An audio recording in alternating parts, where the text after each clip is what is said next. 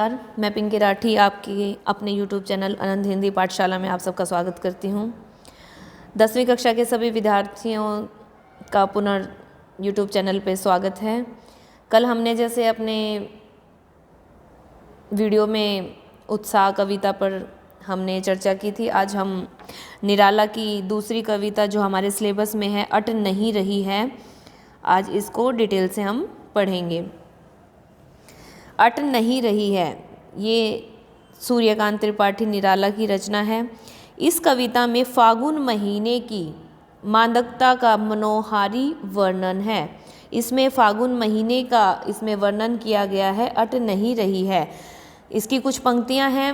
आभा फागुन की तन सट नहीं रही है, कहीं सांस लेते हो घर घर भर देते हो, उड़ने को नभ में तुम पर कर देते हो, आँख हटाता हूँ तो हट नहीं रही है, आभा फागुन की तन सट नहीं रही है। तो इसमें जो फागुन की आभा है उसकी मादकता और उसमें जो मनोहर चित्रण है वो बताया गया है। इसमें कवि ने इस कविता में ये दर्शाया है कि जो प्रकृति है, प्रकृति का जो शरीर है वो छोटा पड़ गया है और जो फागुन महीने की सुंदरता है वो इतनी अधिक हो गई है कि वो जो पृथ्वी का जो शरीर है उसके अंदर समा नहीं रही है। वो प्रकृति का जो एरिया है वो उसके लिए छोटा पड़ गया है। जैसे कि उदाहरण से मैं आपको समझाती हूँ। जैसे कि हम कोई 2 किलो की थैली ले लेते हैं और उसमें हमें 5 किलो चीनी डालनी है, ठीक है।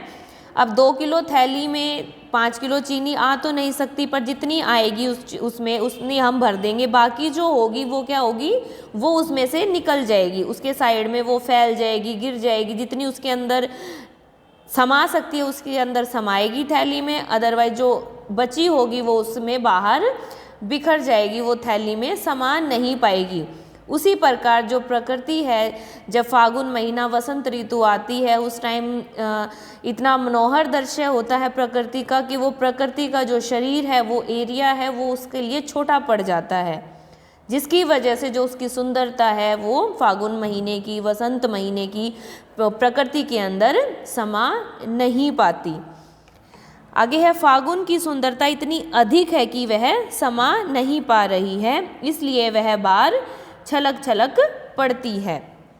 कहीं सुगंधित हवाएं हैं, कहीं बिखरे बिखरे रंग बिरंगे फूल हैं, कहीं आकाश में पक्षियों की टोलियां कलरव करती हुई उड़ान भर रही हैं, कहीं वृक्षों पर नए नए पत्ते उग रहे हैं। इस प्रकार जगह जगह सौंदर्य की छवि बिखरी पड़ी है। कवि ने प्रकृति का इतना सुंदर मनोहर दृश्य प्रस्तुत किया है इस कविता के माध्यम से। फागुन की के पत्तों से लदी डाल, कहीं हरी कहीं लाल, कहीं पड़ी है उर्मे मंद गंध पुष्पमाल, पाट पाट शोभा श्री पट नहीं रही है। कहने का तात्पर्य है कि पत्तों में जो डालियाँ वसंत ऋतु में जब डालियाँ पत्तों से लद जाती हैं, कहीं वो पत्ते हरे होते हैं, कहीं लाल होते हैं, और जो भीनी भीनी खुशबू देने वाले जो फूलों की माला उनके चारों तरफ लटकी हुई हैं। हर तरफ सुंदरता बिखरी पड़ी है और वह इतनी अधिक है कि धरती पर समा नहीं रही है। पाट पाट शोभा श्री पट नहीं रही है, जो धरती पर वो है वो समा नहीं पा रही है। अब इसके जो मुख्य बिंदु हैं वो जान लेते हैं। मुख्य बिंदु है, कविता जो है अट नहीं रही है, सूर्यकांत त्रिपाठी निराला जी की रचना है, आधुनिक काल की, और जो निराला जी हैं वो छायावाद के कवि रह चुके हैं। छायावाद के 4 स्तंभों में इनका नाम लिया जाता है।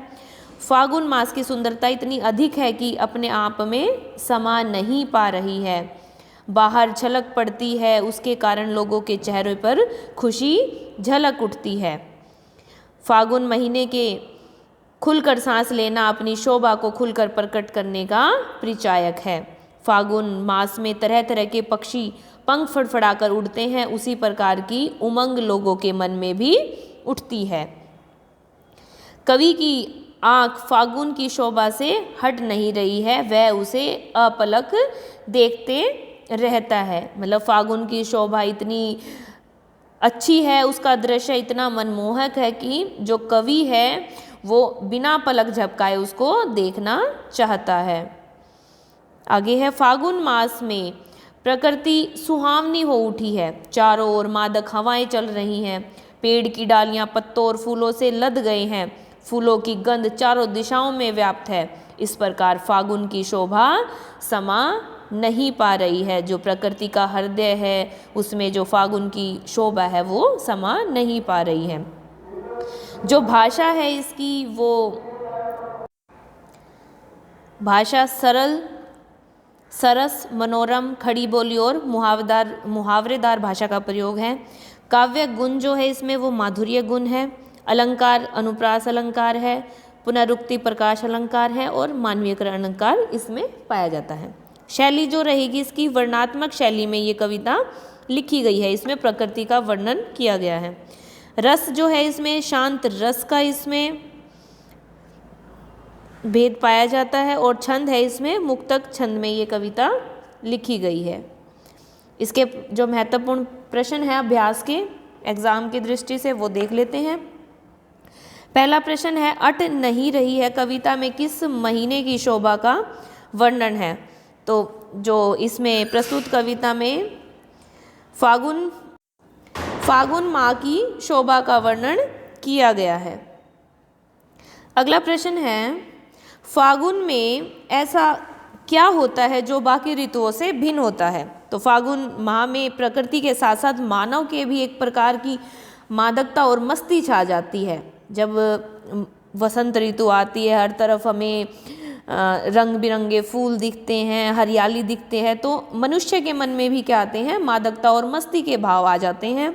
फागुन में वसंत का आगमन होता है, मौसम अत्यधिक सुहावना होता है, प्रकृति सौंदर्य से भर जाती है, पेड़ पौधों में नई कोपलें फूटने लगती हैं, वे हरे भरे पत्तों से लद जाते हैं, चारों ओर रंग बिरंगे सुगंधित फूल खिल उठते हैं।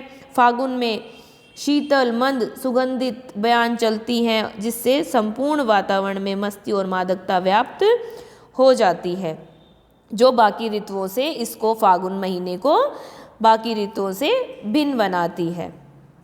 अतः ऋतुओं में भी कभी ठिठुरन होती है, कभी गर्मी से संपूर्ण प्राणी जगत व्याकुल होते हैं और वर्षा ऋतु में चारों तरफ कीचड़ ही कीचड़ होता है। जो वसंत ऋतु है, जो फागुन का महीना है, उसमें क्या होता है? हर तरफ हरियाली, जो पेड़ पौधे हैं वो लाल हरे पत्तों से लदे रहते हैं, रंग बिरंगे फूल दिखाई देते हैं, संपूर्ण वातावरण में मस्ती और मादकता व्याप्त हो जाती है। अगला प्रश्न है, कवि की आंखें किससे नहीं हट रही हैं और क्यों? जो कवि की आंखें हैं वो किससे नहीं हट रही हैं? वो फागुन माह की शोभा से नहीं हट रही हैं, क्योंकि फागुन माह की जो शोभा है वो अत्यंत मनोरम सुहावनी लगने लगती है, चारों तरफ मादक हवाएं चलने लगती हैं, पक्षी आकाश में पंख फड़फड़ाकर उड़ते हैं। इस सुहावने दृश्य के कारण फागुन माह की शोभा से आंखें हट नहीं रही हैं। अगला प्रश्न है हमारा, कहीं सांस लेते हो यह किस स्थिति के परिचायक है?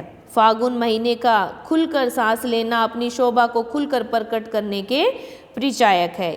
इसका एक अर्थ है सुगंधित हवाओं का चलना। कहीं सांस लेते हो, तो इसका क्या होगा? कहीं सांस लेते हो, घर घर भर देते हो, उड़ने को नभ में तुम पर कर देते हो, आँख हटाता हूँ तो हट नहीं रही है। तो इसमें क्या होगा कि सांस लेने में जो है वो जो सुगंधित हवा चल रही हैं, उसमें क्या कहता है कवि कि अपनी शोभा को खुलकर प्रकट करने के ये परिचायक हैं। अगला प्रश्न है, वसंत ऋतु में पेड़ पौधों पर क्या प्रभाव पड़ता है? तो वसंत ऋतु जब आती है तो पेड़ पौधों पर क्या प्रभाव पड़ता है? तो उनकी डालियां पत्तों से और लाल भरी हरी कोपलों से भर जाती हैं।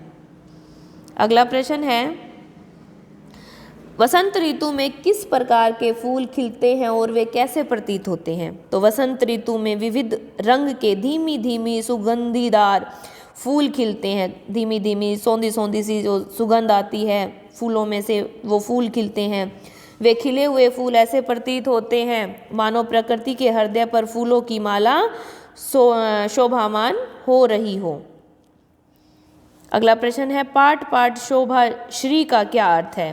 तो पाठ पाठ शोभा श्री का अर्थ है जगह जगह प्रकृति सौंदर्य से भरपूर हो रही है फागुन महीने में। तो ये थे हमारे सूर्यकांत त्रिपाठी निराला की कविता जो हमारी सिलेबस में अट नहीं रही है, उसका कुछ पंक्तियों की हमने व्याख्या की और अभ्यास के हमने प्रश्नों पर चर्चा की। तो वीडियो पर बने रहने के लिए सभी का धन्यवाद। मिलते हैं अपनी अगली वीडियो में।